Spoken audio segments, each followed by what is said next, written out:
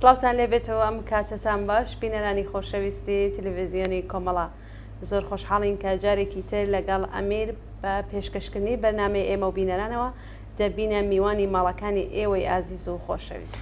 بەڵێ ئازیزان لەلای منیشەوە سڵاوتان لەبێت، هیواداری کە لە هەر کوێیەکان ساغ و سڵامەت بن و مەجالی وشان هەبێت تا بە کۆتایی بەرنامەی ئەم هەفتەیەش بینەر و بیسەرمان بن. هەر وەکو ڕەواڵی هەموو هەفتە ئەم بەرنامەیە چەند بابەت و پرسیارێک لە خۆ دەگرێت کە تا ئەو جێگەی مەجال بێت لەگەڵ گوڵناز و پرسیارانی کە بۆمان هاتوون وەڵامی پێدەدەینەوە. ئەگەر گوڵناز هاوڕابی لەگەڵم بچین کلیپێکی خۆش ببینین جا دواتر دێنەوە بابەتەکان دەست پێ دەکەین. بەڵێ بڕین کلیپێ ببینین و دواتر دەگەڕین.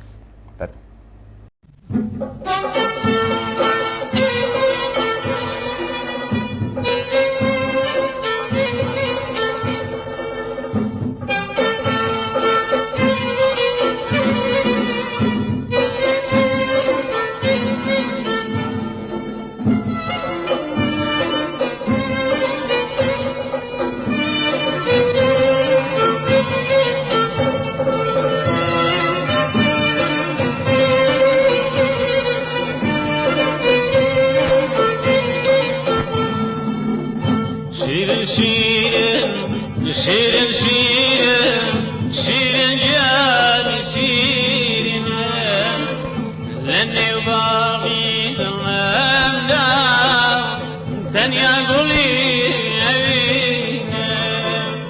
لاني وباغي الامدا ثانية قولي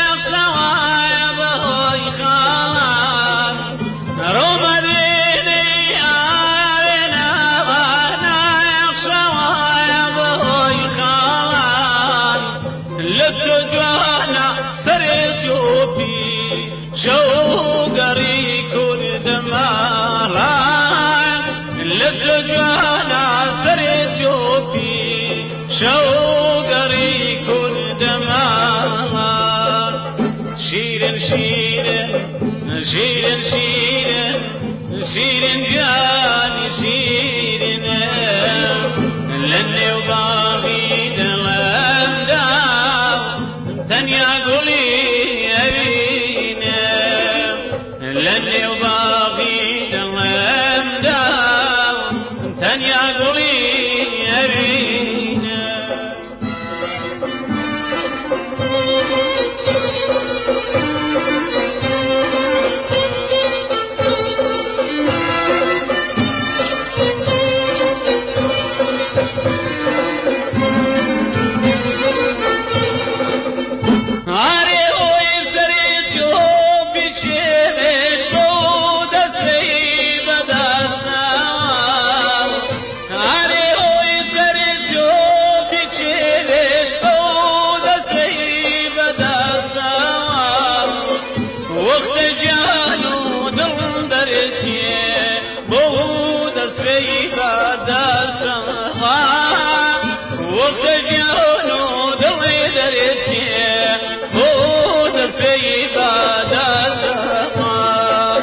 شيرين شيرين شيرين شيرين شيرين جاني شيرين شيرين شيرين شيرين شيرين شيرين جاني شيرين لاني وباغي الامدا ثانية قولي ابينا لاني وباغي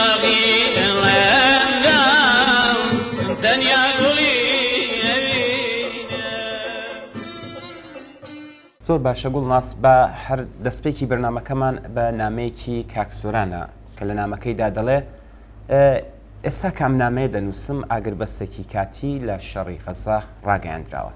دوایەم ئاگربەستە چی ڕوئەدات هێشتا ئاسۆیەک بەدی ناکرێت. بەڵام ئەوەی ڕۆژ بە ڕۆژ زیاتر ڕوون دەبێتەوە ئەوەیە کە هێزی سەرەکی هەردوو لا واتە ئەمریکا لەلایەک و کۆماری ئیسلامی لەلایەکی ترەوە نان هەبێت بازنەی ئەم جەنگە فراوانتر بێت. کاک سۆران دەپرسێ بابزانین بۆچی وایە. دەڵێ بەشێک لە میدیاکانی ئێران ئاماژە بە ڕێککەوتن و تێگەیشتێکی نەنووسراو لە نێوان ئێران و ئەمریکادا دەکەن کە ئەویش کۆنتترۆلکردنی جەنگی غەزە و ڕێگرتنە لە فراوانبوونەوەی ئەگەرچی کەشمەکەشی نێوانیشیان تا لێواری هەڵگیرسانی جەنگ سەر بکێشێت. بۆ پێی هەموو دەزانین ئەگەر ئەمریکا کاریگەری زۆری لەسەر سیاسەتەکانی ئیسرائیل هەیە لەلایەکی ترەوە ئەویشمان لا ڕوونە کە بڕیاری شەڕ و ئاشتی لە عێراق و سووریە و لوبنانیشدا بەدەست کۆماری ئیسلامیە. بەڵێ ئەمی ڕۆژنامەی انتخابی چاپی تەران ئاماژە بەوە دەکات کە سەرڕای هێرشی موشکی هێزەکانی هەشتی شعبی بۆ سەر بنکە ئامریکاییەکان لە عێراق و سووریە و جموژۆڵی ناوبەناوی حیزبوڵڵا لە باشووری لوبنانەوە دژ بە ئیسرائیل ئەنجام دەدرێت، بەڵام کاردانەوەی دەسەڵاتدارانی ئەم دوو وڵاتە بەرامبەر بەم ڕووداوە گرنگانە دەریخست کە پەیوەندیەکانی ئامریکا و ئێران هێشتا لە دۆخێکدایە کە ئەم جۆرە وردە تەقانە نایخاتە مەترسی جددیەوە. ڕوتی ڕووداوەکان ئەوە دەردەخان کە تاران و واشنگتۆن لە کاتی هەڵگرسانی جەنگی غەزەوە لە دانوستانی بەردەوامی ناڕاستە و خۆدان بۆ ڕێگرتن لە فراوانتربوونەوەی بازنەی ئەم جەنگە و کۆنتترۆلکردنی لە بازنەکەی دیاریکراودا.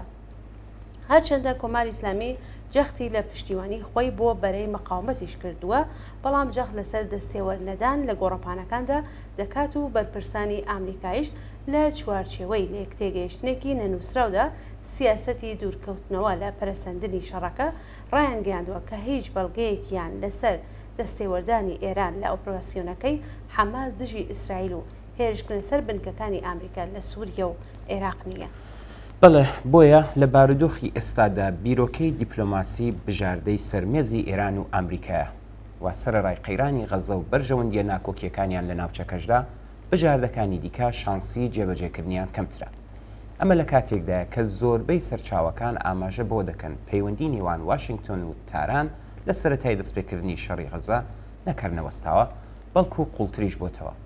ئێستا باس لە پەرەپێدانی ئاستی دانوستانەکان لە کاناڵی ناڕاستەوخۆ بۆ ڕاستەوخۆ لە نێوان هەردوولادا دەکرێت کە دەرەنجامە یەکلاکەرەوەکانی ئەم دانوستانە لە هەوڵدان بۆ ئازادکردنی بارمتەکانی حەماس و ئازادکردنی بڕی 10 میلیارد دلاری بلۆکراوەی ئێران لەلایەن ئەمریکاوە دەردەکەوێت. بە دووریش نازانرێت لە قۆناغی دوورتردا لە بەرامبەر خۆتزیینەوەی ئێران لە بەشداری جەنگی غەزە و ڕێگەنەدان بە فراوانبوونەوەی لە ژێرفشاری ئەمریکادا دانوستانەکان سەبارەت بە چەکی ئەتۆمی ئێران دەست پێ بکاتەوە. کەوا بوو بەرژەوەندی هەردوو لە ئەوە دەخوازێ ئەگەرچی لە میدیا هەڕەشە لە یەک بکەن بەڵام لەسەر ئەرزی واقع پێکەوە بسازن. باجی ئەم ململانێش لە خەڵکی فلستین ئەدرێت تا بەرژەوەندە باڵاکانی ئەمریکا لەلایەک و کۆماری ئیسلامی گروپە نیابەتەکانی لەوانە حەماس و جیهادیەکانی بپارێزێ. ئەمریکا جارێ سەرقاڵی شەڕی ئۆکراین و کێشە لەگەڵ چینە تێوەگلانی لە شەڕێکی تر لە ڕۆژهەڵاتی ناوەڕاست کە بنەکەی دیانیا بە مەسلحات نازانێت، بۆیە هەوڵ ئەدات شەڕی غەزە پەرە نەسێنێ و خۆی لێ دوور ڕاگرێت. کۆماری ئیسلامیش حازر نییە تووشی شەڕێکی ڕاستەوخۆ بێ لەگەڵ ئیسرائیل و دواتر لەگەڵ ئەمریکا. وابزانم ئەمیر پێشتریش لەسەر هۆکاری ئەم سیاسەتە قسە باسمان کردووە. کۆماری ئیسلامی جارێ هەر بە وردە شەڕانە خەریکە کە ئیمتیازی پێوەرەگرێت و پەرەسەندنی شەڕ بە قازانجی خۆی نازانێت. دیارە هۆکاری زۆرن، بەڵام یەکێک لە هۆکارەکانی جیایی و بێمتمانەی زۆری خەڵکە بە دەسەڵاتی کۆماری ئیسلامی. بڵێ گوڵناسبە هەر لێرە باسیەوە بکەین کە کۆبوونەوەی گشتی نەتەوەی گرتوەکان لە ساڵی 1970دا لەژێر گوشاری ڕای گشتی جیهاندا ناچار دەبێت 29 نوامبر وەک ڕۆژی هاوپشتی لەگەڵ خەڵکی فلستین ڕابگەێنێت. هەروەندە بەسەکە چاوێک بە لیستی ئەو بڕیارنامانەدا بخشێنین کە ئەم ڕێکخراوەیە لە ڕۆژی پێکهاتنی دەوڵەتی ئیسرائیلەوە واتە لە ساڵی 1948ەوە تا بە ئەمڕۆ دەری کردووە. کۆبوونەوەی گشتی ڕێکخراوی نەتەوەی گرتوەکان تا ئێستا زیاتر لە 200 بڕیارنامە و شۆڕای ئەمنیەتی ئەم ڕێکخراوەش زیاتر لە 130 بڕیارنامەی سەبارەت بە محکومکردنی داگیرکاریەکانی ئیسرائیل و کۆتایی هێنان بە دروستکردنی شارۆچکە یەهودی نشینیەکان لە خاکی فلستینیەکاندا وەک گەڕانەوەی ئاوارە فلستینیەکان بۆ سەر خاک و زێدی خۆیان دەرکردووە. زیاتر لە 80 بڕیارنامەی نەتەوەی گرتوەکان سەبارەت بە پێکهاتنی دوو دەوڵەتی ئیسرائیل و فلستین لە پەنای یەکتردا دەرچووە.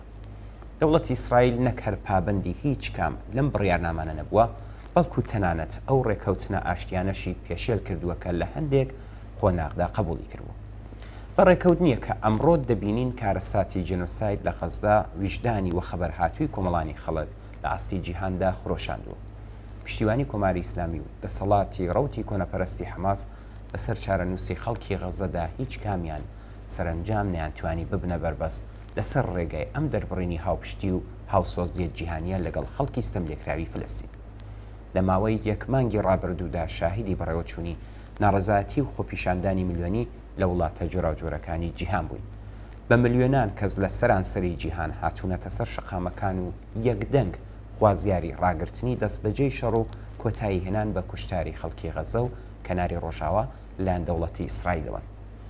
بێگومان خەڵکی کوردستانیش کە خۆیان ئێش و ئازاری داگیرکاری و بێمافی دەچێژن، خەڵکێک کە ساڵهایە لە ژێر باری ستەمی نەتەوایەتیدا سەرەتاییترین مافیان لێزەوت کراوە، هاودەنگی خەڵکی زوڵم لێکراوی فلستین دەبن بۆ کۆتایی هێنان بە ستەم و هەڵاواردن و بۆ سەلماندنی مافی چارەی خۆنەسی.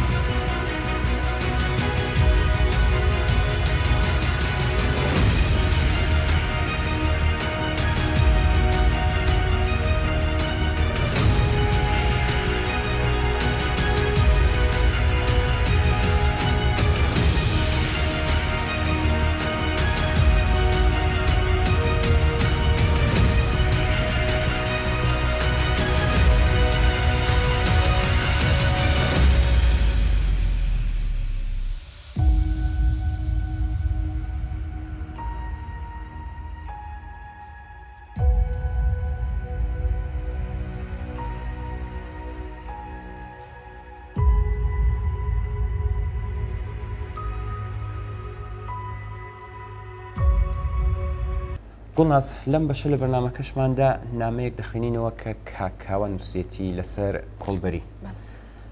کاکاوە دەڵێ ڕۆژ نییە تەرمێک یاخۆت کۆڵبەرێکی بریندار لە هەنگەژاڵەوە نەگەێنرێتە نەخۆشخانەی بانە و ئێستا ئەو خاڵە سنووریە لە بری خێر و بێر بۆ دانیشتوانی ئەو شارە و شارەکانی دەوروبەری بۆتە کوشتارگا و شوێنی ڕشتنی خوێنی ئەو گەنجانەی بۆ دابینکردنی بژێوی خۆیان و بنەماڵەکانیان پەنام بۆ کاری تاقەت فڕۆکێنی کۆڵبەری وردووە. پۆل گەنجانی بێکار لە شارەکانی سەقز، بۆکان، دیواندەرە، سنە و مەهاباتەوە لە بەرامبەر وەرگرتنی بڕەپارەیەکی کەم گیانی خۆیان دەخەنە سەردەست و ڕوو دەکەنە خاڵی سنووری هەنگەژاڵ کە کەوتوەتە نێوان بانەی ڕۆژهەڵاتی کوردستان و پێنجوێنی باشووری کوردستان. ماوەی زیاتر لە 2 مانگە ئەم خاڵە سنووریە بووە بە کوشتارگەی گەورەی کۆڵبەران و هێزەکانی ڕژیم بێباکانە و ئەرخایەن لەوەی ڕوبەڕووی هیچ لێپرسینەوە و لێپێچینەوەیەک نابنەوە دەست لە کۆڵبەران ناپارێزن و لە ماوەی نزیکەی 7 ڕۆژدا لانی کەم 130 کۆڵبەریان پێکاوە. ئەمە ژواتە ڕۆژانە 2 کۆڵبەر لەو خاڵە سنووریە بوونەتە قوربانی. بە گوێرەی ئامارەکان لە ماوەی کەمتر لە 10 ڕۆژدا لانی کەم 3 کۆڵبەر بەهۆی تەقەی ڕاستەوخۆی هێزەکانی ڕژیمی ئێرانەوە لە سنووری هەنگەژاڵ کوژراون. بە گوێرەی ئامارێکی کۆڵبەر نیوز لە نێوان 23 سپتەمبر تا 18 نوامبر واتە لە ماوەی 2 مانگدا 6 کۆڵبەر کوژراون و 132 کۆڵبەری دیکەش بریندار بوون و لە کۆی ئەو 138 حاڵەتەی کوژراون و برینداربوونی کۆڵبەران 85 حاڵەتیان لەبانە بووە. بە لە بەرچاوگرتنی ئاماری 10 ڕۆژی ڕابردوو دەردەکەوێت کە لە ماوەی نزیکەی 7 ڕۆژدا تەنیا لە سنووری هەنگەژاڵی بانە 128 کۆڵبەر کوژراون و بریندار بوون. بەڵێ ئەمیر قەیرانی کۆڵبەری لە ئاستی ئێران بەهۆی چەقبەستووی سیاسەتەکانی دەسەڵاتی کۆماری ئیسلامی ئەنجامی نالەبار و نەرێنی لەسەر ژیانی هەرکەس و بە گشتی لە کۆمەلگای ئێمە داناوە.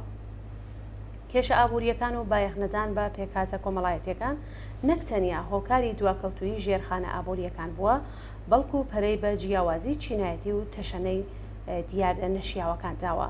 لەم ڕوانگەوە کاری کۆڵبەری وەک تەنیا سەرچاوی داهاتی بنەماڵەکان ڕووی لە بەرزبوونەوەیە.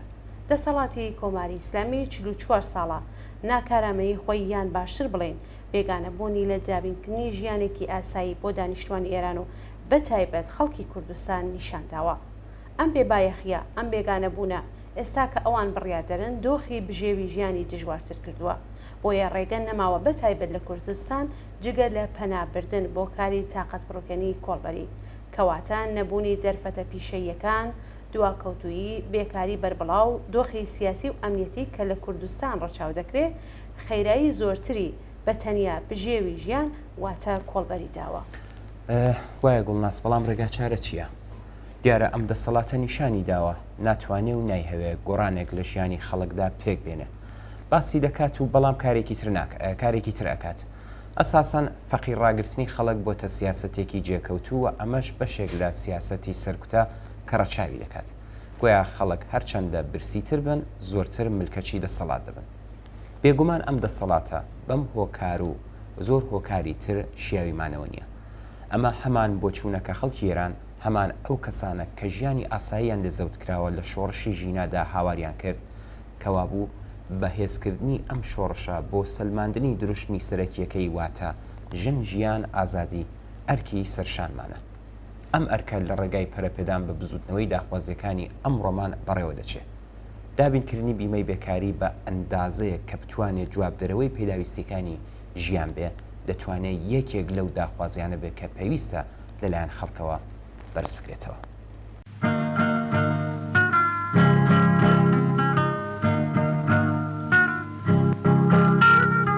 امروز هم کار کردی تا فردا چه میدانی؟ فردای چون امروز فردا نیست، فردای چون امروز از آن ما نیست.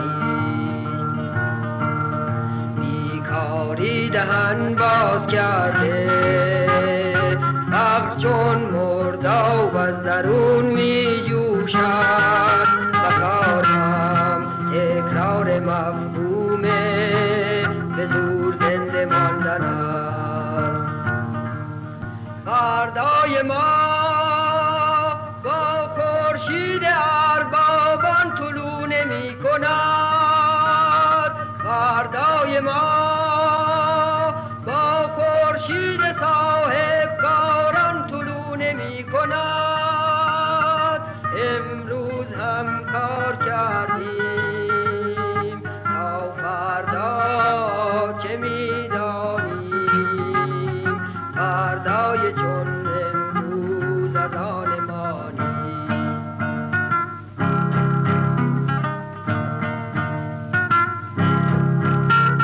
دنیای امروز ما دنیای فاصله ها، بین ما و خوشبختی چیزی نشسته است که آگاهی و اتحاد ما می بایدش از جای برکند. فردای ما با خورشید اربابان طلوع نمی کند، فردای ما با خورشید صاحب کاران طلوع نمی کند. امروز هم کار کردیم تا فردا چه میدانیم؟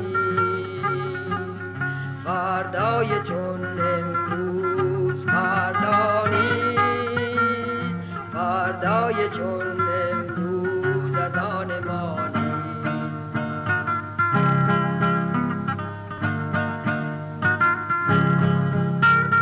امروز هم کار کردیم تا فردا چه میدانیم؟ فردای چون امروز فردا نیست، فردای چون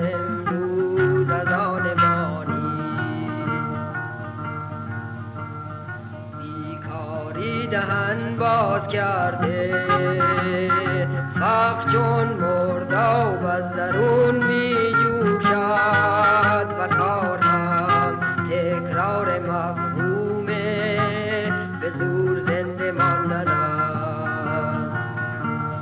فردای ما با خورشید اربابان طلوع نمی کند. فردای ما با خورشید صاحب کاران طلوع نمی کند. امروز هم کار کردیم تا فردا چه می دانیم. فردای چون امروز از آن ما نیست.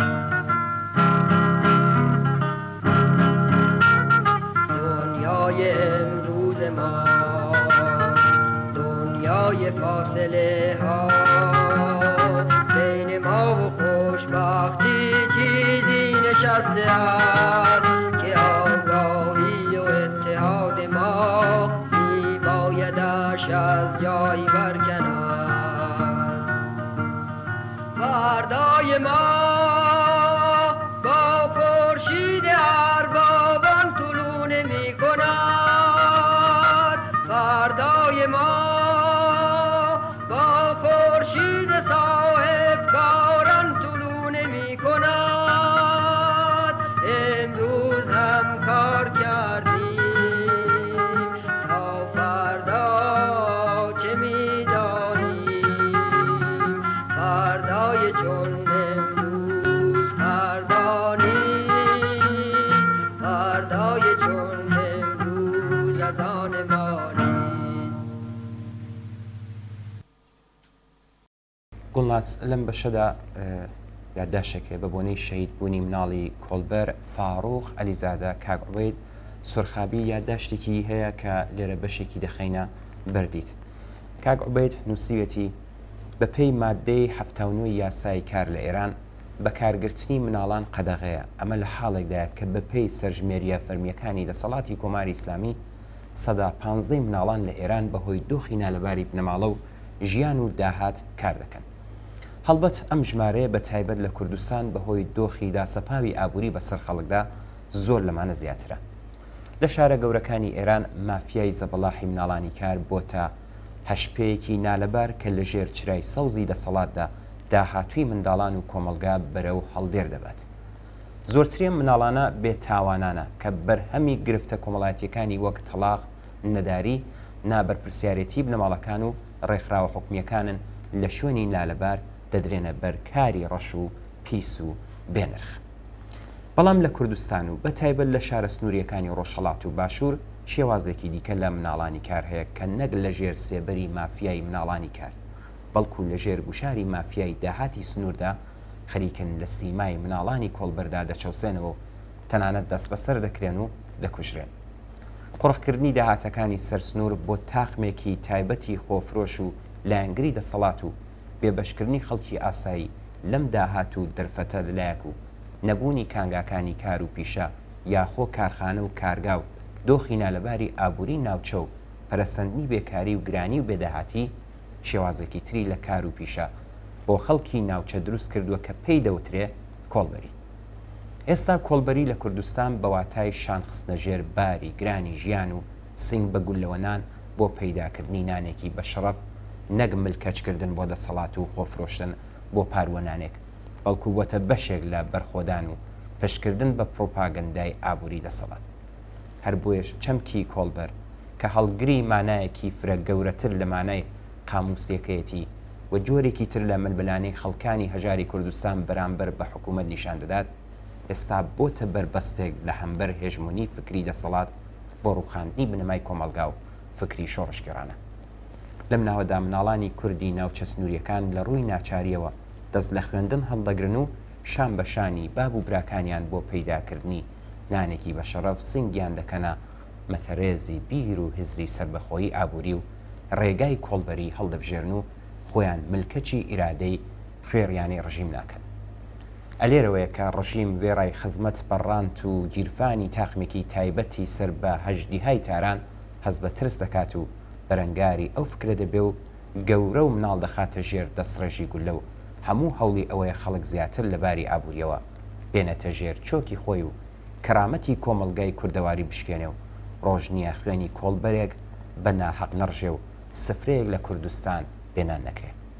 بەڵام دوژمن دەبێ بزانێت بە دڵنیاییەوە کۆمەلگای کوردەواری بەم ئەزمونە مێژوویەی کە لە خەبات و بەرخۆدان بۆ گەیشتن بە سەربەستی و یەکسانی هەیەتی هیچ دەرفەتێک بۆ شۆڕش و ململانێ بەرامبەر بە زوڵم و زۆری لە کیسنادا ئەگەر تەنانەت ڕەفتارێکی ئاسایی لە ژیانی ڕۆژانەیدا بێ یا وشەیەکی بچووک لە گۆشەی قاموسێک.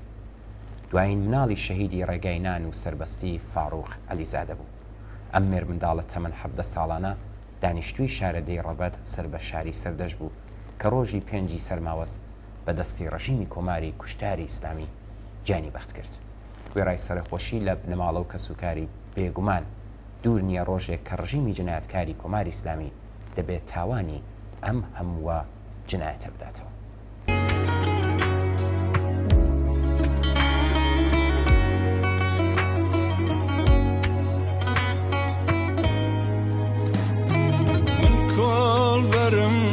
من ڕاژدەرم منی ئینسانی تێکۆشەرم منی ئینسانی تێکۆشەرم مناڵم ڕۆت و بەرسیە ژیانم فەرمە تەرسیە مناڵم ڕۆت و بەرسیە ژیانم فەرمە تەرسیە ژیانم فەرمە تەرسیە من کۆڵبەرم من ڕاژدەرم منی ئینسانی تێکۆشەرم منی ئینسانی تێکۆشەرم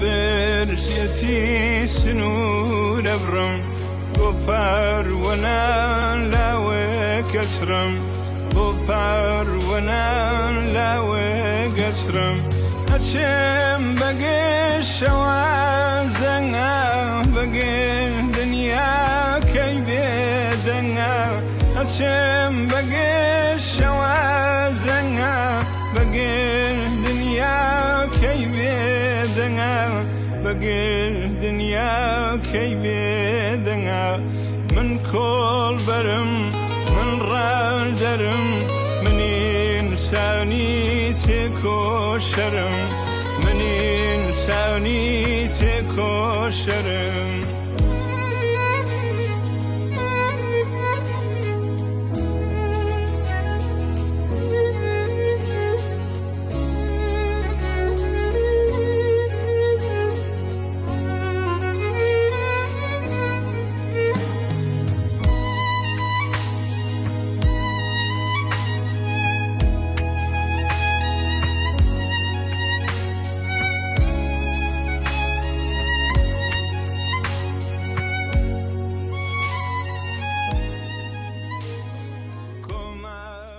ئەمیر باسی حجاببانان لەم ڕۆژانەدا لە مترۆ و شوێنە گشتیەکانی دیکەدا سەرنجی زۆرێک لە خەڵکی ئێرانی بۆ لای خۆی ڕاکێشاوە.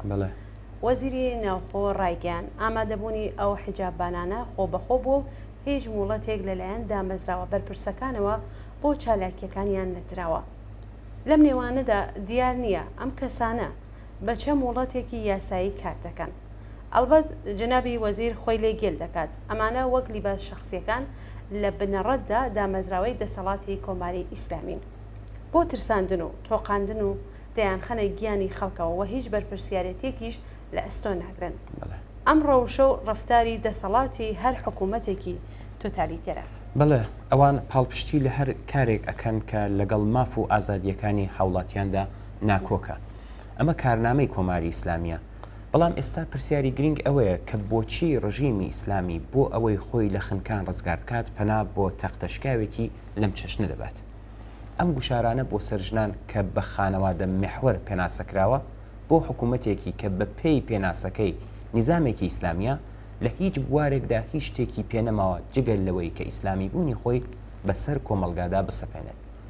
بەرپرسانی ڕژیم هیواخوازن لە بارودۆخێکدا کە نەفرەت و بێزاری لە سەرانسەری ئەم کۆمەلگایەدا بەرامبەریان شەپۆل دەدات بەم کارانە و پرۆپاگەندەی ئەوەی کە گۆیە بێحیجابی چوارچێوە و بنیاتی بنەماڵی خستۆتە مەترسیەوە لە ناو کەمینەیەک لە کۆنەپەرستان و پیاوسالاراندا جێگە و پێگەیەک بۆ خۆیان دەستەبەر بکەن و بە نمایشکردنی دەسەڵات و هێزی خۆیان لەم چوارچێوەیەدا لەلایەکەوە حزور و ئیسلامی بوونی خۆیان بە کۆمەلگانی شامدەن و لەلایەکی ترەوە کۆمەلگای ڕاپەڕی و ناڕازی چاوترسێن و سەرکوت بکەن. ئەلبەت داڕێژەرانی ئەم ئیستراتیژیە بۆمانەوە لە بیریان نەچوەتەوە کە لە ماوەی 1 ساڵ لە شۆڕشی ژن ژیان ئازادی ژنان و کچانی ئازادی خوازی ئێران چەندە بوێرانە و فیداکارانە حیجابی زۆرە ملی ئیسلامیان ئاگر تێبەردە و خۆیان لەژێر باری ئەو سوکایەتی و شەرمەزاریە مێژوویە ڕزگار کرد و ناوبانگی ڕاپەڕینەکەیان بە جیهان ناسان. بەڵام واقعیت ئەوەیە کە هیچ ڕێگایەکی تریان بۆ نەماوەتەوە و وەک ڕژیمێکی ئیسلامی گەیشتونەتە بنبەست و هیچیان لە هەکبدا نەماوە. دوای ئەو ڕۆڵە پێشنگایەتی کە ژنانی لاو لەسەر شەقام و لە ڕوبەڕووبوونەوەی بوێرانە لەگەڵ بۆکرێگیراوانی حکوومەت لە بزوتنەوەی شۆڕژگێڕانەی ژینادا لە خۆیان نیشانیاندا، ئێستا ئەم ڕۆڵە لە شێوازی نافەرمانی مەدەنیدا دەیگێڕن. ئەم بوارە ئێستا بۆ تەیگەکێک لە مەیدانە سەرەکیەکانی سەرکوتی کۆماری ئیسلامی لە دژی سەرجەم کۆمەڵانی خەڵکی ئێران.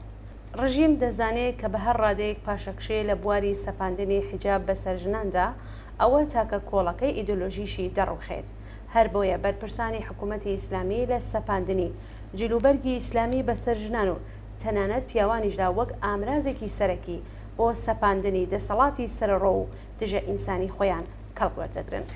بەڵێ واقعیەت ئەوەیە کە خەبات و تێکۆشانی ژنان کۆماری ئیسلامی تووشی داماوی و سەر لە شێواوی کردووە. ئەگەر لە سەرەتای ڕاپەڕینی ژینادا کچانی لاو پێشەنگی خەباتێکی خوێنایی بوون، ئێستا ئیتر دایکان و ملیێنان ژنی دژە حیجابیش هاتوونەتە ڕێزی کچەکانیانەوە. ئەگەر بەرپرسانی ڕژیم ئیسلامی پێیان وابوو کە بە ژەهراویکردنی کچان لە قوتابخانەکان دەتوانن بەسەر ڕاپەڕینی ژناندا زاڵ بن، سایتر لەگەڵ ملیێنان ژنی خاوەن ئەزمون کە لە ماوەی چەند دەی ڕابردوودا هەموو ڕێوشوێن و سیاسەت و یاسا و ڕێسا دژەژنەکانی ڕژیمیان لەگەڵ شکست بەرەو ڕووکردوتەوە چی دەکەن. ئێستای تر بوێری و قارەمانێتی ژنان بۆتە دیاردەیەکی کۆمەڵایەتی. ژنانی ئازا و تێکۆشەر شان بەشانی کرێکاران و زەحمەتکێشانی پێشڕۆ و پێشەنگی خەبات لە پێناو ڕووخاندنی حکوومەتی ئیسلامی و دامەزراندنی کۆمەلگایەکی ئینسانی و ئازادی دوا ڕۆژ. ناوبڕێ ببینن لەگەڵ گوڵناز زوو دێنەوە خزمەتە. ژن ژیان ئازادی، ژن ژیان ئازادی، ژن ژیان ئازادی، ژن ژیان ئازادی. بیا بیا تو هم کنار من، بخوان بخوان هوای رسم من، سرود روشن سپید از بز شبان، صدای غرش نهایی و خروش من، کردم جهان رانی از این سرودگان، شکفتنی کشید نشان ما در این جهان. بیا بیا تو هم کنار من، بخوان بخوان هوای رسم من، ژن ژیان آزادی، ژن ژیان آزادی، ژن ژیان آزادی، ژن ژیان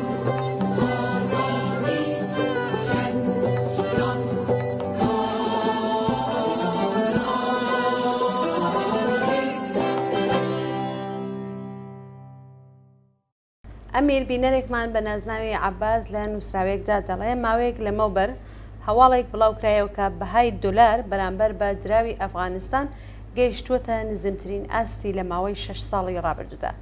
لە کاتی ناردنی ئەم هەواڵەدا هاوڕێیەکی بەڕێز پرسیاری ئەوەی کرد کە بۆچی ئەفغانیەکان و بە تایبەت تالیبان لانیکەم لەم حاڵەتە تایبەتەدا لە دەسەڵاتدارانی ئێران سەرکەوتوترن.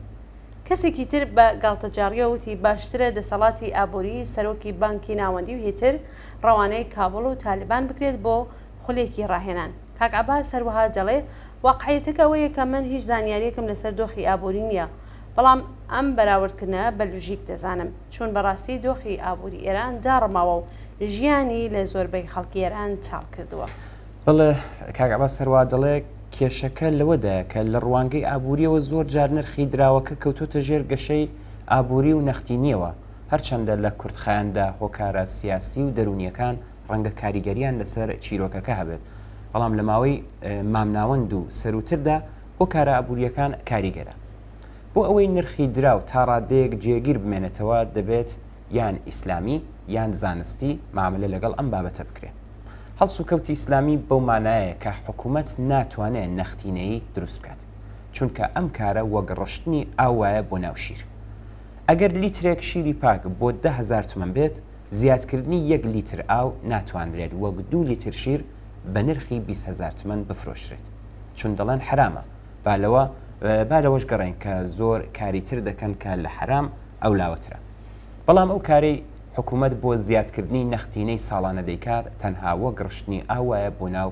شیری پاک ئەو پارەی لە گیرفانماندایە پێی دەوترێت ڕیال هەروەک چۆن ئەو مادە پاکەی کە پێی دەوترێت شیری پاک کوالیەتیەکی دیاریکراوی هەیە و پارەی گیرفانیشمان توانای کڕینی دیاریکراوی هەیە ئێستا هەروەک چۆن ئەو 2 لیتر شیرەی کە باسکرا یەکسانە بە 1 لتر شیری ڕاستەقینە و ئەوەی تر ئاوە هەروەها پارەی ئەمساڵ لە گیرفانی ئێمەدا یەکسان نییە بە پارەی ساڵی ڕابردوومان و کەمتر بۆتەوە چونکە حکوومەت ئاوی بەسەردا داخستووە ئەم تەنانەت بە قسەی خۆشیان حرامە لە چەندەهەی ڕابردوودا لەبەر چاوی هەمووان ڕوودەدات و بێگومان لەم ساڵانەی دواییدا چرتریش بۆتەوە با مەبەستی قەرەبووکردنەوەی هەڵاوسانێک کە بەم شێوازە دروست دەبێ ئەلبەت لە بیری نەکەین دۆخی سیاسیش کاریگەری خۆی هەیە دەرحاڵ دەسەڵات ڕازی بووە کە موچەی موچەخۆران لە بەشەجیاکاندا لانیکە بە هەمان ڕێژە زیاد بکە بەڵام لەلایەک ئەم زیادکردنە ناتەواو بووە و قەرەبووی زیانەکان ناکاتەوە ئەگەری جوان تێبڕوانین ئەسڵەن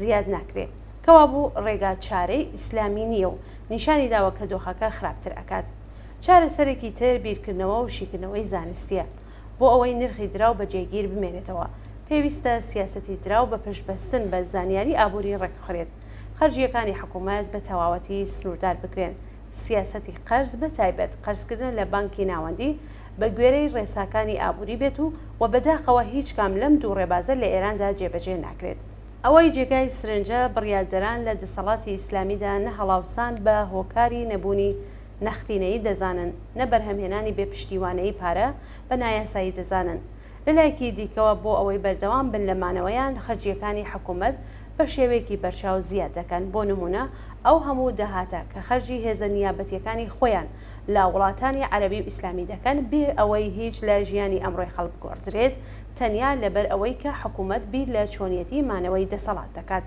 بەم جۆرە نەتەنیا ڕێگای ئیسلامی ڕێگا چارە نییە و ئەم دەسەڵاتێش ملکەش بە ڕێگای زانستی نیە یانێ بواری پێنادرێ و لەگەڵ سیاسەتەکانی کۆماری ئیسلامی بۆ مانەوەی نایەتەوە ئاکامەکەی دەبێتە داڕمانی ئابووری کە باجەکەی دەبێ خەڵک بیدات.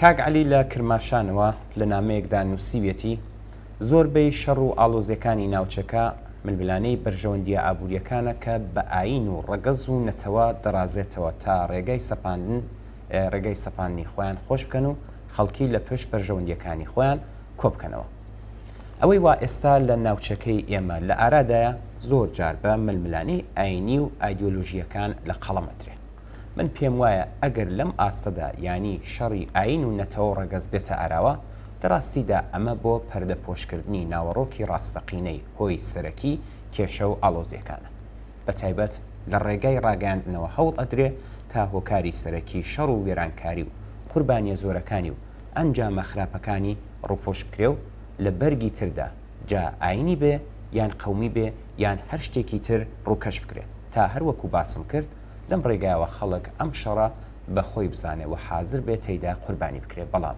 ئاکامەکەی شتێکی تری لێ دێتە دەرێ هۆکاری سەرەکی ململانێ و شەڕ و پێکدادانەکانی ئەم 20 ساڵی ڕابردوو هەر لە شەڕی داگیرکردنی ئەفغانستان و ڕووخانی ڕژیمی بەعس و شۆڕش و ڕاپەڕینەکانی گەلانی عەرەبی لە کۆتایی ساڵی 2010 و سەرەتای ساڵی 2011 کە دواتر بە بەهاری عەرەبی ناوزەتکران هەر تەنها ناکۆکی و دووبەرەکی ناوچەیی نەبوون بەڵکو خواست و بەرژەوەندی دەوڵەتە گەورەکان بۆ سەر لە نوێ ڕێخستنەوەی جیهان و دابەشکردنەوەی سەرچاوەکانی سەروەت و سامان لەم ناوچەیە بوو.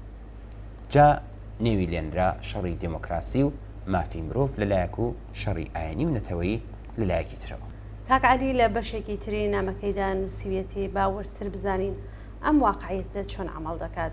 چاوی لێ بکەن لە ناوچەی ئێمە وڵاتانی عەرەبی و ئێران و تورکیە وەک چەند دەوڵەتی بەهێزی ناوچەیی شان بەشانی بەرژەوەندی وڵاتە سلهێزەکانی جەهان بە تایبەت ئامریکا و چین و رووسیا کۆی بازنەگشتیەکەی ئەو ململانێ و کێبەرکێ و ناکۆکیە پێک دەهێنن کە تەواو ناوچەکەی خستوەتە دۆخێکی ئاڵۆز و شەڕەنگیزی و پێکدانی قورسی بەرژەوەندیەکان بە جۆرێکە لێک جیاکردنەوە و پەیبردن بە ڕەگ و ڕیشەی ئەو ململانێ و کێبەرگەیە ئاسان و سادە نەبێت و دۆزینەوەی سەرەتاکانی تا ڕادێکیش گران بێت. بۆیە ئەمە وای کردووە مرۆڤی ئاسایی هاوکێشە گشتیەکانی لاڕوون نەبێت و زۆر جار خەڵک لە لێکدانەوە و شیکردنەوە و خوێندنەوەیدا ڕووی دەرەوەی ململانێ و شەڕ و ئاڵۆزیەکان ببینێ. هەر ئەوەی وا میدیا باسی دەکات و نەیتوانیوە ورتر بچێتە نێو کروکی ململانێ و هۆکارە بنەڕەتیەکانی سەرهەڵدانی کێشە و دووبەرەکی و ناکۆکیەکان.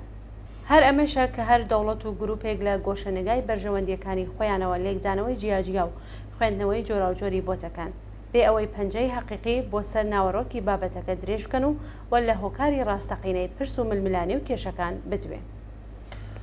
بڵێ ئەوەی گرنگ و شانی باس و جەخت لێکردنەوە بێت ئەوەیە ئەم شەڕ و ئاڵۆزی و کارە ساتە خوێناویە کە ناوچەکەی گرتوێتەوە بەگشتی ئەوەیە کە ئەم شەڕی بەرژەوەندی و دەسەڵاتخوازی و پاوەندخوازیە شەڕێکە لە ئاکامی پێکدادانی بەرژەوەندیە ئابووری و شوێن و ڕێگە بۆریەکانی هەناردەی نەوت و غازەوە هاتوۆتە ئاراوە.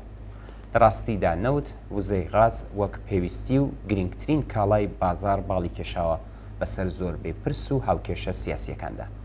لێرەوە رووسیا هەوڵ دەدات وەک سەرچاوەیەکی هەناردەی غازی سروشتی پارێزگاری لە پێگەی خۆی بکات و زۆر بەتوندی بەگشت ئەو ڕێوشوێن و پرۆژانەدا دەچێتەوە کە ببنە جێگرەوەی وزەی رووسیا بۆ ئوروپا. تورکیا هەوڵ دەدات وەک تەوەر و مەڵبەندی سەرەکی کۆکردنەوە و دابەشکردنی وزەی غازی سروشتی بمێنێتەوە و دژی ئەو پێشنیار و هەوڵانەیە کە دەدرێت چ بە یونان یا سووریا کە لە ئایندەدا بکرێنە جێگرەوەی مەڵبەندی وزە و دابەشکردن و ناردنی بۆ ئوروپا. وڵاتانی کەندا و ئیسرائیل و میسر و قوبرس و یونان هەوڵ دەدەن یونان ببێتە مەڵبەندی دابەشکردنی وزە. وڵاتانی قەتەر و ئیمارات و سعودیە و ئوردون و ئیسرائیل لە هەوڵدان پرۆژە هاوبەش و هاوبەرژەوەندیەکانیان لە گواستنەوەی وزە و بەستنەوەی کەندا و بە دەریای سپی ناوەڕاست و بەحری سوورەوە جێبەجێ بکەن و ڕۆڵی خۆیان لە مەیدانە گەورەکەی سیاست و پێگەی ژیۆپۆلیتیکی و دەوڵەمەند بە وزە ببینن. ئێرانیش لەم ململانەیەدا بە پێکهێنانی بەرەی مقاومە لە هەوڵی ئەوەدا لەم بازارەدا نەخشی بەرچاوی هەبێ و دوانەکەوێ و بێبەش نەمێنێتەوە. ئەمە کۆی گشتی ئەو کێشە ئاڵۆزیە کە تەواوی ناوچەکەی خستوەتە دۆخێکی مەترسیدارەوە. یەکێک بۆ جێگیرکردنی دموکراسی و ئەویتر بۆ دیفاع لە ئیسلام هەوڵ ئەدات ڕۆڵ و بەرکەوتەی خۆی لە نووسینەوە و نەخشەی نوێی لە نەخشەی نوێی ناوچەکەدا بەرکەوێ. ناوبڕێک ببینن دێنەوە خزمەتە.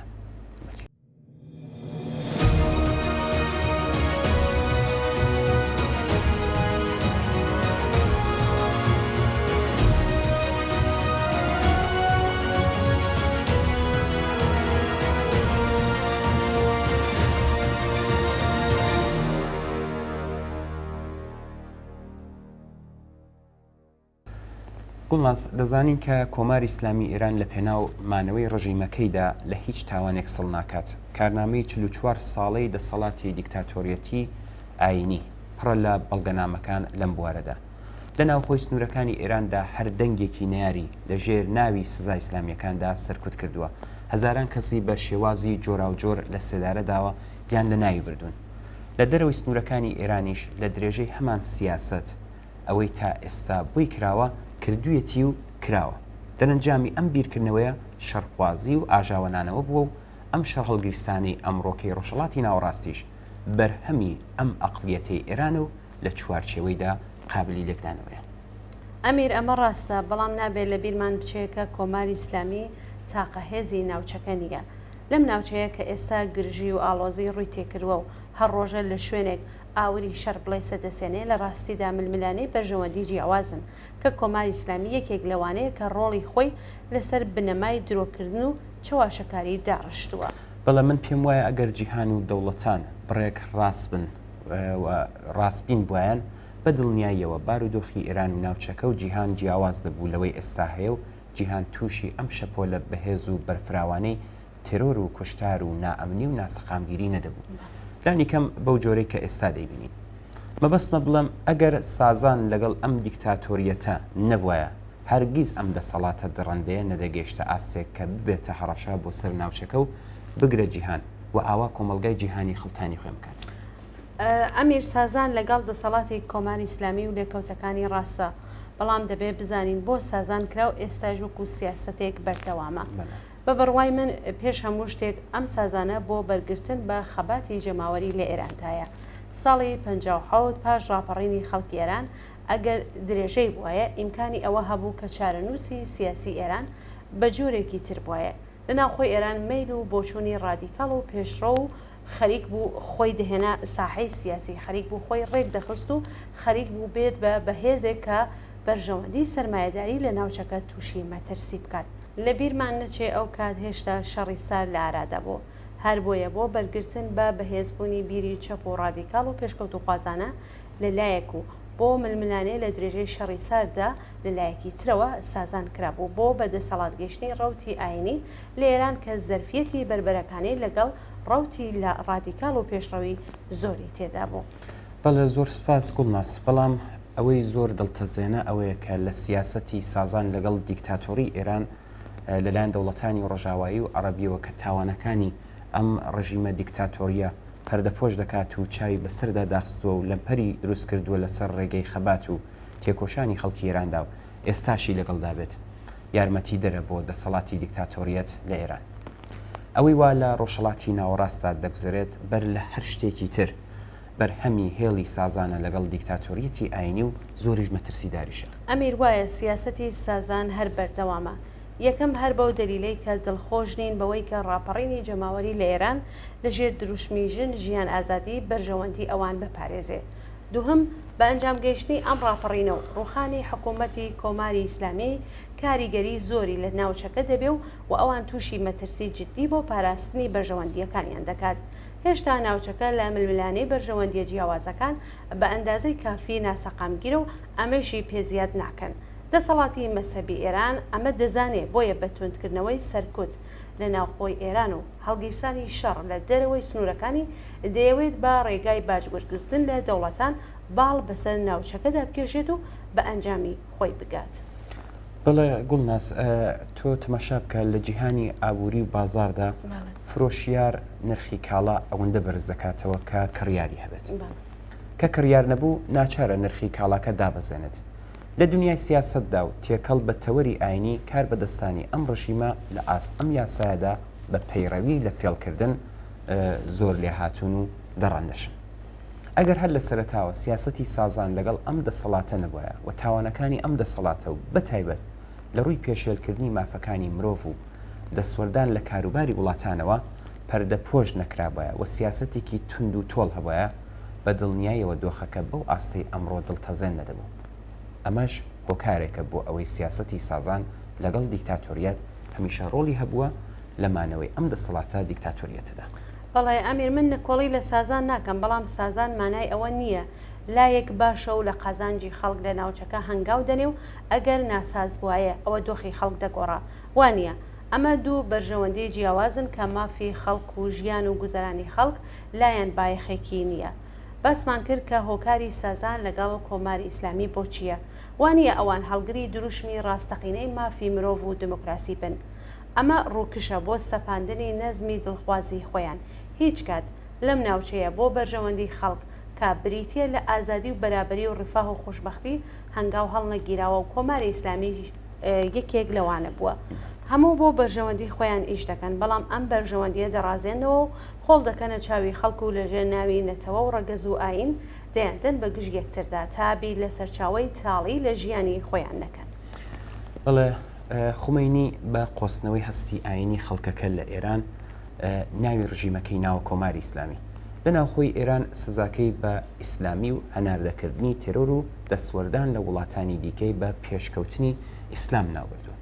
نەیارانی بە دژە شۆڕش و دژە ئیسلام و دژە ئێران و دژەگەل و دوجاریش بە تەزیە تەڵەب و هیتر ئەوەی ویستی کردی و کوشتی و لە ناوی برد. بێهۆ نییە کە ئەم دەسەڵاتە بە سامناکترین جۆری دیکتاتۆری لە ناوچەکە و بانکی تەرۆریزم لە جیهاندا ناوی دەرکردووە. یەکێک لە فێڵ و تاکتیکە دژە ئینسانیەکانی ئەم دیکتاتۆریەتە ئاینیە ئەوەیە کە ڕێگە خۆشکەرە بۆ خۆتزیینەوە لە قەیرانی ڕوخاندن و لە هەنگاوی دواتریشدا بە چەواشەکاری و کاری فریودەرانە خەڵکانی تر دەخاتە ژێر ڕکیفی خۆیەوە بۆ ئەوەی ڕاپەڕینە جەماوەریەکان بخاتە پەراوێزەوە و شۆڕشەکە بە لاڕێدا بێت نابێ مەجالێکی پێ بدرێت. بەڵێ ئەمیر کۆماری ئیسلامی لە یەکەم ساڵی ئەم ڕاپەڕینەدا ئەوەی کرد بەڵام ئەم پیلانەی ڕژیم بەهۆی وریایی خەڵک شکستی هێنا بۆیە ئێستا لە دەستپێکی ساڵی دووەمدا پەنای بردووەتە بەر دەرەوەی سنوورەکانی ئێران کە شەڕ و ئاژاوە دروست بکات. ئەوەی کرد تا نەمانی ڕژیمەکەی دوور بخاتەوە. هەڵی حیساباتی گەورەی ئەم دەسەڵاتە لەوەدایە کە پێی وایە دەتوانێت بەر بەم ڕەوتە لە خەباتی جەماوەری بگرێت. ئەرێ دەتوانێت لەمپەر بێت بەڵام هەرگیز دۆخەکە ناگەڕێتەوە بەرەو دووە. خەڵکی ئێران لە خەبات دژ بە دیکتاتۆریدا گەیشتونەتە خاڵی نەگەڕانەوە. ئەوان بەکەمتر لە ڕووخانی دیکتاتۆریەت و دامەزراندنی دەسەڵاتێک کە تێدا ئینسانەکان بەختەوەر بن بە هیچ شتێکی تر ڕازی نابن. پێداگری خەڵکی ئێران و بە تایبەتی بنەمەڵی شەهیدان لەسەر ئەم بابەتە جەختکردنەوەیە لەسەر درێژەدان بە ڕێگایەکیان و پێداگرتن لەسەر گرنگترینی ئەو دەستکەوتانەی تا ئێستا بەدەستیان هێناوە. بەڵێ وڵناز ڕژیمی دەسەڵاتداری ئێران گەیشتۆتە قۆناغەکانی کۆتایی خۆی. ئەم دەسەڵاتە بە سەرکوتکردن و تاکتیکی شەڕەنگێزی لە دەرەوەی سنوورەکاندا ناتوانێت قەیرانی ڕووخاندن تێپەڕێنێت. داتاکانی دۆخی ئێستا زۆر جیاوازە لە ڕابردوودا. بەرەنگاربوونەوەی دێوەزمەی ویلایەتی فەقیهی و مسەوەگەرکردنی ئایندە و تێپەڕاندنی سەرکەوتوانەی گۆڕانکاریەکان پێویستی بە مێژوو بەڕێوەبەرایەتیکردن و بەرنامە هەیە کە ئێمە سەرەتاکانی لە شۆڕشی ژینادا بەدی دەکەین. ئەرێ ڕاستە کە ڕاپەڕینی ئەم دوایی خەڵکی ئێران لە دژی دەسەڵاتی دیکتاتۆری و شەڕخوازەکانی ئەم دەسەڵاتە لە ناوچەکەدا جارێکی دیکە ئەم ڕەوایەتەی سەلماند و شەڕی ڕەوتی ئیسلامی سیاسی لە ئێرانە. بەڵام خەڵکی ڕاپەڕیوی ئێران چاوەڕوانی لە هیچ هێزێک ناکەن بۆ ڕزگاریان. ئەوان بە هێزی جەماوەری و ڕێکخراوی خۆیان پشەستورن بۆ پانکردنی سەری مارەکە و ئەمڕۆژ خەریکن ئەم هێزە ئامادە دەکەن.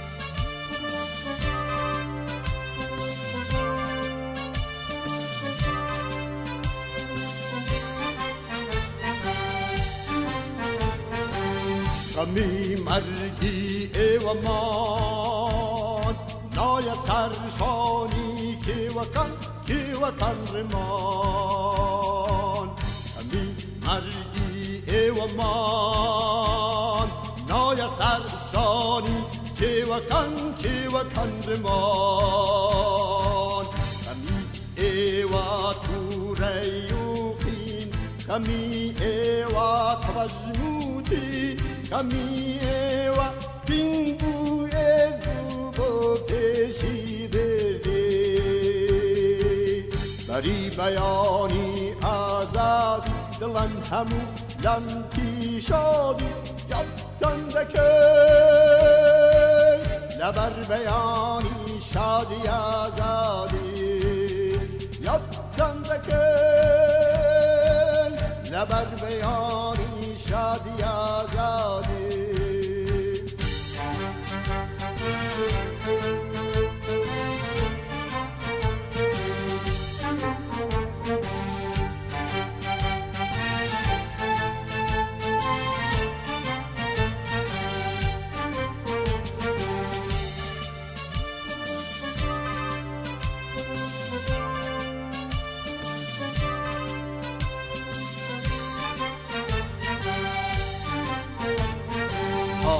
استدین پیشروان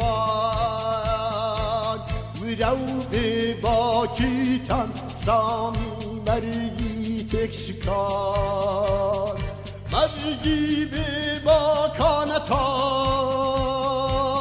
زبونی سر کتکرانی اشکر از راد olay پیرو باورتان اراده پتوی ایمی به همونوان خمی ایوا تو ریوقین خمی ایوا توجموتین خمی ایوا تین بو هزبو بو پیشی برده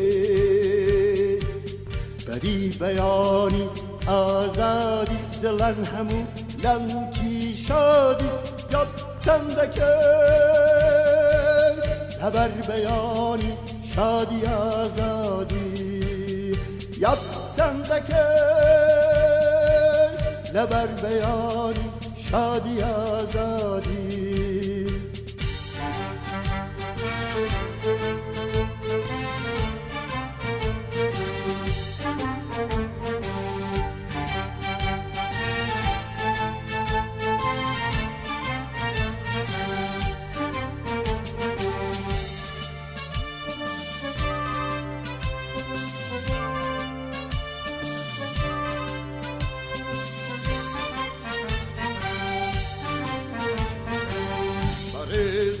جانبازیتان نمر بازی خوی بریزار رزگاری باشی انسان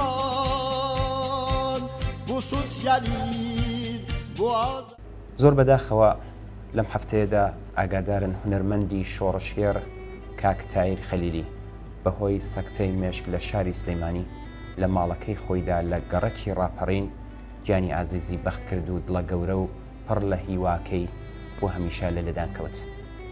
کاک تاهیر خەلیلی لە دایکبووی شاری بۆکان هەر لە سەرەتای تەمەنی گەنجێتیەوە پەیوەست بە بزوتنەوەی ڕزگاری خوازی کوردستان و هەتا دوایین هەناسەکانیشی بەو ڕێگایە وەفادارمایەوە. کاک تاهیر جگەر لە کاری سیاسی و پێشمەرگایەتی هونەرمەندێکی بەتوانا بوو و ڕێگای هونەری بۆ دەربڕینی بیر و باوەڕەکانی و خزمەت بە گۆڕەپانی هونەر و کولتوری کوردستانی هەڵبژار. کاک تاهیر خاوەنی دەیان سرودی بەناوبانگ وەک لە قەندیلی سەربەرزەوە وەڵامت بۆ ئەنەرمەوە بوو. زۆر بەدڵنیاییەوە ماڵاوایکردنی کاک تاهیر خەلیلی لە ژیان خەسارێکی گەورەیە بۆ خەڵکی کوردستان و بەتایبەت بۆ کۆمەڵگەی هونەری شۆڕشگێڕانە. ئێمە لە ڕێگەی ئەم بەرنامەوە پڕبەدڵ پرسە و سەرخۆشی خۆمان ئاراستەی بنەماڵە و دۆستان و ئازیزانی کاک تاهیر و هەموو خەڵکی کوردستان دەکەین. یادی ئازیزی کاک تاهیری هونەرمەند بەرز و بەڕێز بێت.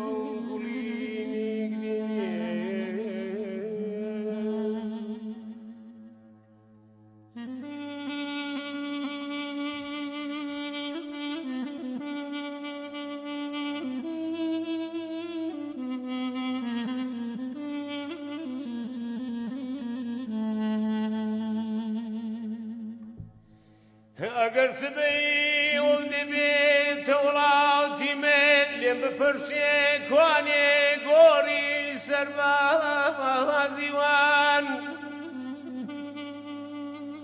دەڵێ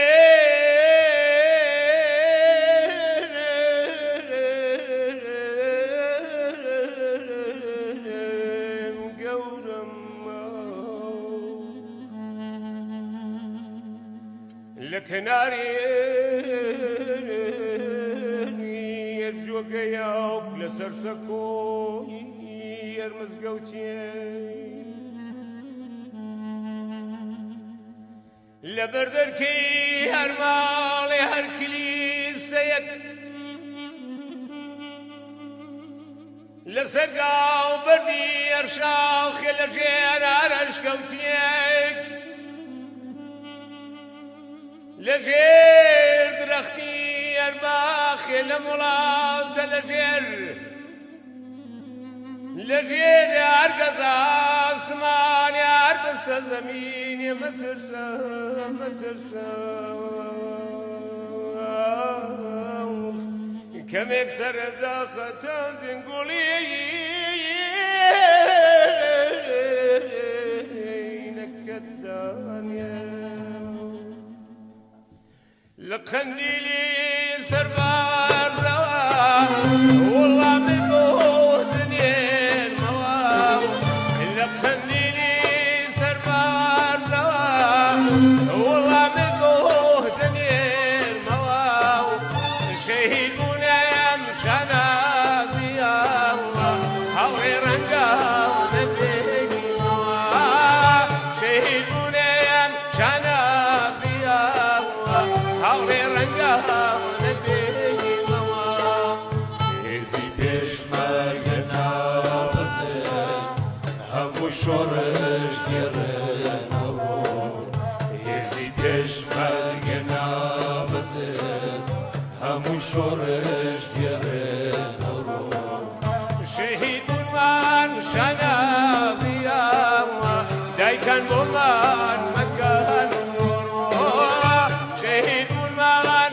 شانازیەوە دایکان بۆمان مەکەن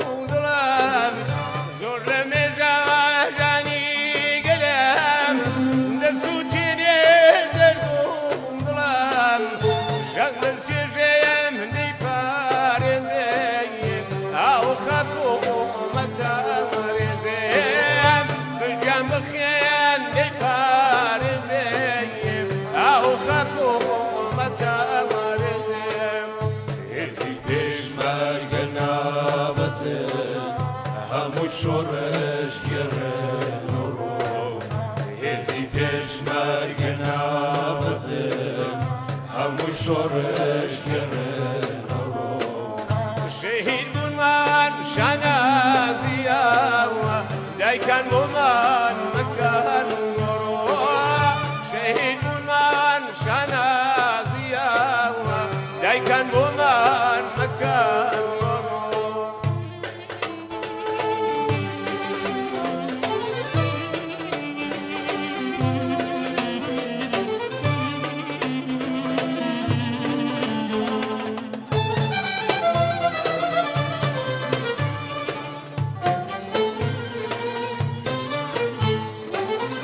هەوڕێی شەهید بیر مەکەن ڕێگەی قازی قەبان مەکەن هەوڕێی شەهید بیر مەکەن ڕێگەی قازی قەبان مەکەن هەوڕێیان ڕۆژی مەتاوە سەفی دوژمێن لاتە ڕۆژی تۆڵا ساندناوە بەیداغی کۆداڵکردنا هێزی پێشمەرگە نابەزێن هەموو شۆڕش گێڕێنەوە هێزی پێشمەرگە نابەزێن هەموو شۆڕش گێڕێنەوە شەهید بوونمان شانازیەوە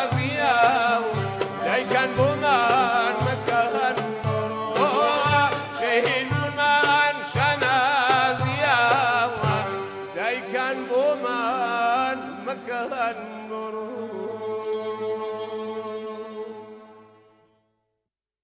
گوڵناس ئاخرین بابەتی کە ئێستا دەیخەمەوە نامەیەکە کە کاک هەڵۆت دەروێشی بۆی نردوین و لە سێ بابەتی کورددا ئەم یادداشتی بۆ نردوین کە سەرنجی ڕادەکێشین بۆ بینەرانی ئازیز. کاک هەڵۆ نووسیوێتی ئاخوندەکان لە دەسەڵاتی کۆماری ئیسلامیدا جێگەی تایبەتیان هەیە. ئەم دامەزراوەیە بۆ چوونەکانیان لە دەستگای سیاسی کۆماری ئیسلامیدا زۆر کاریگەری هەیە. لەنێو خۆیاندا پەیڕەوی لە جۆرێک لە سیاست دەکەن کە لەسەر دوو تایبەتمەندی دامەزراوە. یەکەم دەڵێن شعار بدە بەڵام عەمەل مەکە و دووهەم دەڵێن عەمەل بکە بەڵام ئاشکرای مەکە. تایبەتمەندی ئەوەڵ ینی درۆکردن و دووهەمیش ینی فریوکاری. ئەم دوو تایبەتمەندیە لە ماوەی 44 ساڵ دەسەڵاتی کۆماری ئیسلامی بە شێوەیەکی بەرچاو کاری گێڕاوە.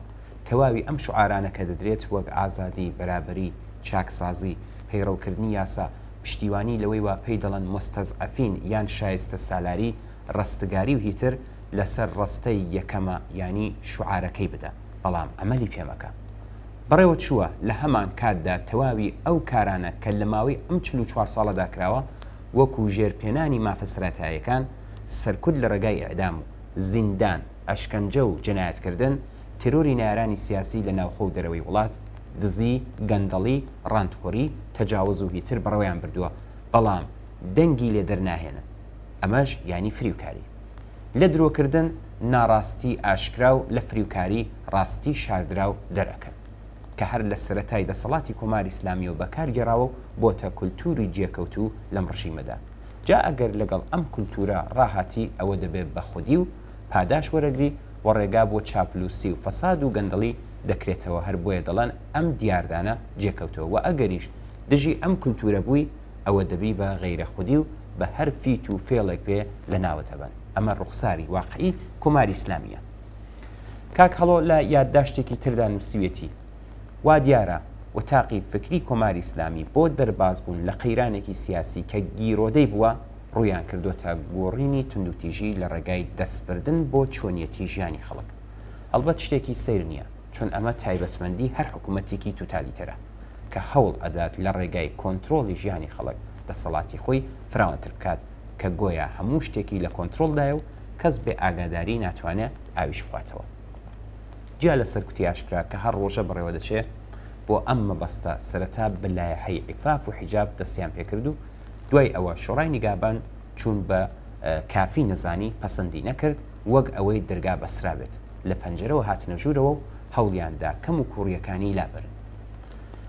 لە بەرنامەی بەناو حوتەمی گەشەدا ئەم هەڵەیان یاسایی کردو بە پەسەندکردنی خاڵی 75 ئەم بەرنمەیە وەزارەتی ئێرشادیان ڕاستپار کە هەوڵ بدات بۆ ڕێخستنی دەستگایەک لە ژێر ناوی چاودێریکردنی فەرهەنگی گشتی و بۆ جێگیرکردنی شێوازیشیان.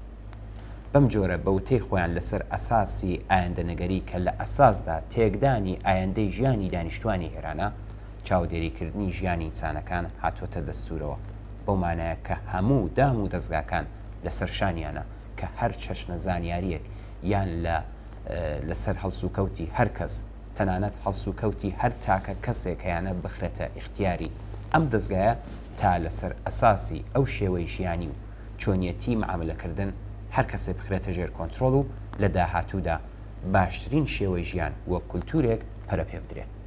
لێرەدا ئیتر ئیختیاری ئینسان لەسەر ژیانی خۆی زەوت دەکرێت و ئەم دەستگایە دیاری دەکات چی بڵێن، چی بخۆن، چی بپۆشن و چی بکەن و بەم جۆرە دەستگای کۆماری ئیسلامی بەنیازە هەنگاوێکی تر بۆ کۆنتترۆلی کۆمەلگا هەڵگرێ و مەجای هیچ جموجۆڵێک نەیەڵێتەوە. دیارە ئەوان بەنیازن بەڵام ئاشتیوا ممکنە؟ بە بڕای من لەو هەلومەرجێ ئێستادا بە لە بەرچاوگرتنی جیاوازی قوڵ نێوان دەسەڵات و خەڵک شتیوا وەک هەموو هەوڵ و تەقەلای تریان لەسەر دەستەمێنێتەوە. ئەم کۆمەلگایە ئیتر بە کۆماری ئیسلامی کۆنتترۆل ناکرێت.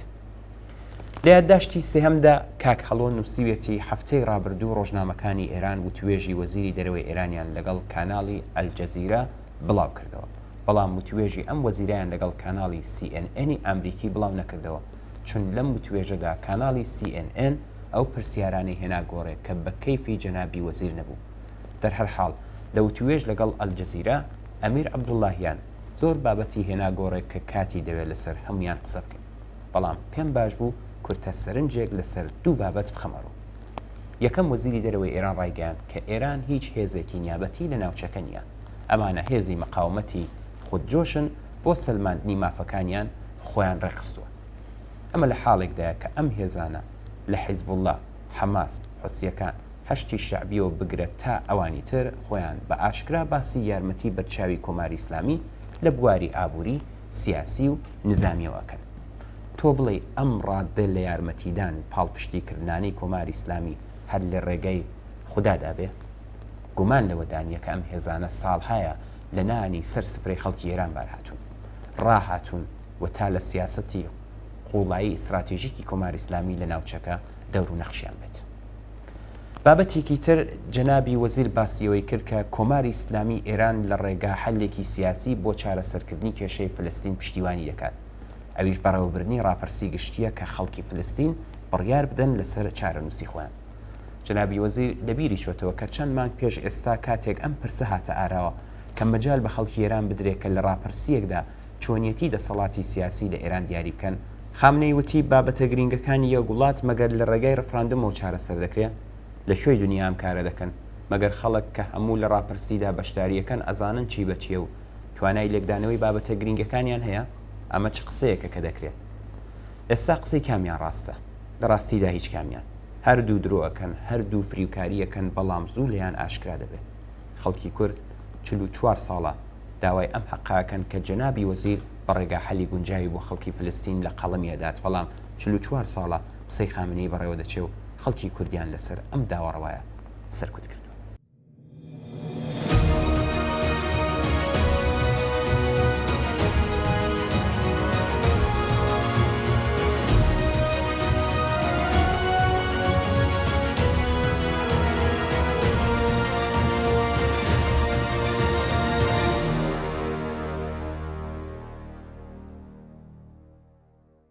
بەڵێ بینەرانی ئازیز و خۆشەویست، بەم جۆرەش گەیشتینە کۆتایی بەرنامەی هەفتەیە ئێمە و بینەرانیش. زۆر سپاس بۆ ئەوەی کە تا ئێستا لەگەڵمان بوون. دووبارە چاوەڕێی نامە و ئیمەیل و پەیوەندی تەلەفۆنی ئێوەن بۆ هەرچی زۆرتر ڕازاندنەوەی بەرنامەکەی خۆتان حتمەن پەیوەندیمان پێ بگرن و ڕاوبۆچوونەکانتان باس بکەن. بەڵێ بینەرانی خۆشەویست، زۆر سپاس بەوەی کە تا ئێستا لەگەڵمان بوون. هەر بژین بە شادی. ماڵاوە. ماڵاوە.